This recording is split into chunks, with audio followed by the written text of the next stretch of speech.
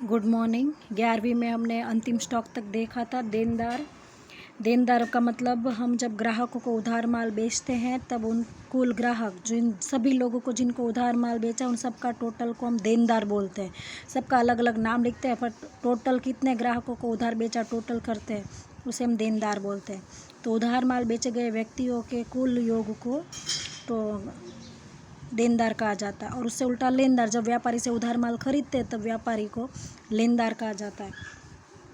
लेनी हुंडी, तो यहाँ पर जब उधार माल बेचा हुआ है तब ग्राहक ने हमें एक चिट्ठी लिख कर दी है जिसमें अपना कर्ज का उन्होंने स्वीकार किया और साइन किया, मतलब निश्चित समय के बाद निश्चित तारीख पर निश्चित ब्याज के साथ ये लोग हमें रकम वापस लौटाएंगे। ऐसा वो वचन चिट्ठी लिखते हैं, ऐसा वो हमें वचन देते हैं, उसे लेनी हुंडी कहते हैं। और जब देनी हुंडी, जब हम चिट्ठी लिखते हैं कि हमने इतनी तारीख के बाद इतने समय इतना ब्याज पर इतने दिन के बाद इतनी रकम हम इतने ब्याज के साथ लौटा देंगे, तो देनी हुंडी है। दोनों सेम। यहाँ पर ये हम चुकाएंगे और यहाँ पर ग्राहक चुकाएंगे, तो ये संपत्ति है और ये दायित्व है। देनी हुंडी व्यापारी, ये दोनों दायित्व हमारा कर्ज है और ये दोनों हमारी आय है। बराबर। देवा भी उसी का मतलब है कि जब व्यापारी द्वारा धंधा में व्यवहार के कारण अन्य व्यक्ति या व्यक्तियों को कोई रकम भविष्य में चुकानी हो तो उसे देवा के रूप में पहचान।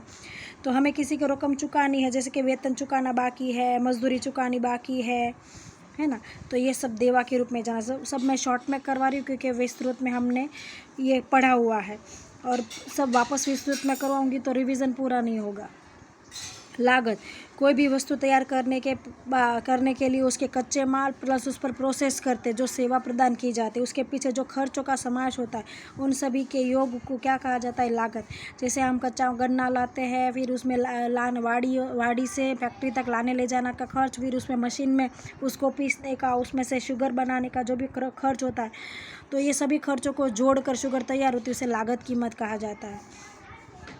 लाने ले जाने का खर्च, उसके यातायात का, उसके ऊपर प्रोसेस, यानी अर्ध तैयार माल, कच्चे माल से उसे तैयार माल बनाने तक के जो खर्चे किए जाते हैं उस सभी के योग को लागत कहा जाता है। वाउचर बहुत ही इम्पोर्टेंट है।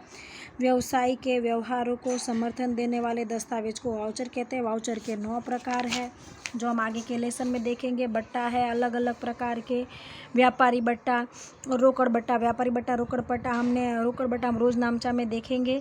प्राप्त बट्टा और दिया बट्टा। प्राप्त हमें जब डिस्काउंट मिलता है तो उसे प्राप्त बट्टा कहा जाता है। डिस्काउंट दिया जाता है तो हम खर्च होता है, हम डिस्काउंट देते हैं, उसे दिया बट्टा के नाम से जाना जाता है। उसके बाद प्राप्त बट्टा, दिया बट्टा। घिसाई, जब संपत्ति का उपयोग हम करते हैं कुछ समय के बाद उसकी कीमत में कमी हो जाती है। जैसे कि आज मोबाइल ख़रीदा है, 6 महीने बाद उसकी कीमत 4-5 हज़ार कम हो जाएगी। टीवी ख़रीदा है, फ्रीज ख़रीदा है, तो उन सब की कीमत कम हो जाती है। तो संपत्ति का उपयोग करने से उसकी कीमत में जो कमी होती है उसे घिसाई कहा जाता है। डूबत ऋण, जब हमने किसी को उधार पैसा दिया है, निश्चित समय के बाद उसके पास ये रकम आती नहीं है, वो दिवालिया घोषित होता है या कोई भी कारण से वो हमें रकम चुकाने में असमर्थ होता है, तो जो पैसे हमारे डूब जाते हैं उसे डूबत ऋण के नाम से जाना जाता है। शाहूकार, जब जो व्यक्ति अपनी वित्तीय जवाबदारी नियमित रूप से चुकाता है, जिसकी संपत्ति और दायित्व अधिक, संपत्ति से दायित्व कम हो और संपत्ति अधिक हो, तो व्यक्ति हिसाबी पद्धति की भाषा में साहूकार कहलाता है। जिसकी संपत्ति उसके दायित्व से अधिक हो, संपत्ति अधिक है मतलब उसकी आर्थिक स्थिति अच्छी है, तो जो व्यक्ति अपना कर्ज चुकाने के लिए सक्षम है, संपत्ति उसकी अधिक है, कर्ज उसका कम है, ऐसी पद्धति, हिसाबी पद्धति में उसे साहूकार के नाम से जाना जाता है। दिवालिया, जब व्यक्ति की संपत्ति कम है और दायित्व ज़्यादा है, मतलब वो दिवालिया है क्योंकि वो अपना कर्ज चुकाने में समर्थ नहीं है, नियमित रूप से अपना कर्ज चुकाने के लिए समर्थ नहीं है, उसे दिवालिया के नाम से जाना जाता है। उधार और जमा, उधार जमा यहाँ पर उधार जमा मतलब जो रकम उधार होती है उसे उधार पक्ष में लिखेंगे और विवरण में नाम जमा वाले का होगा। ये नियम है, ये खतौनी में देखेंगे। बस आपको इतना ध्यान रखना। उधार का मतलब क्या? तो उधार करना अर्थात कि उधार पक्ष में अर्थात कि बाईं ओर लेखा करना, और जमा करना अर्थात जमा पक्ष में दाईं ओर लेखा करना। खाता किसे कहते हैं? तब व्यक्ति के, वस्तुओं के, व्यक्तियों के संबंधित एक से अधिक प्रमाण होते हैं। यह व्यवहार उधार असर रखने वाला भी उधार पक्ष में हो सकता है, जमा असर रखने वाला जमा भी हो सकता है। जब व्यक्ति या वस्तु से संबंधित सभी व्यवहार हिसाबी बही में एक ही स्थान पर लिखे जाए, व्यवहारों का सारांश लिखे जाए, उसे खाता कहा जाता है।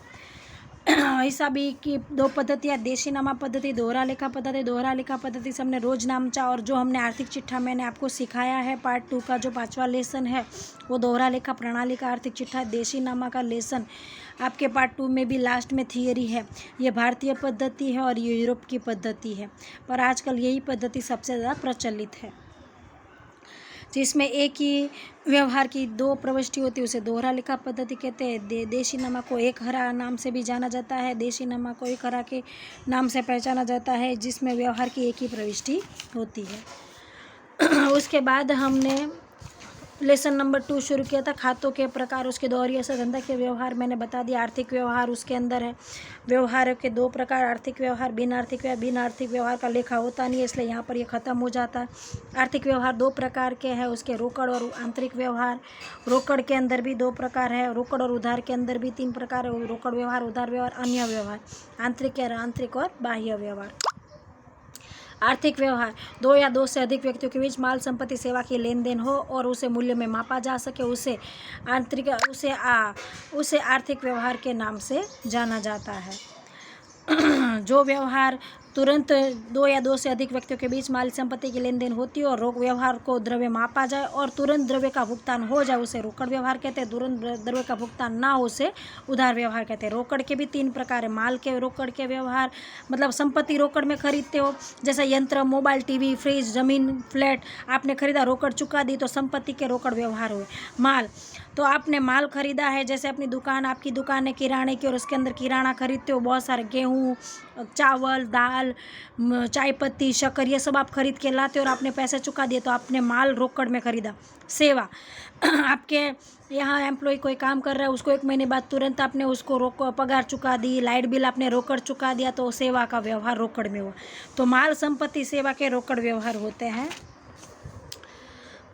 देना लेना के व्यवहार। आज के लिए इतना ही रखते हैं, रिवीजन के लिए आगे का देखेंगे हम कल। लेसन नंबर 2 तक हम पहुँच गए हैं।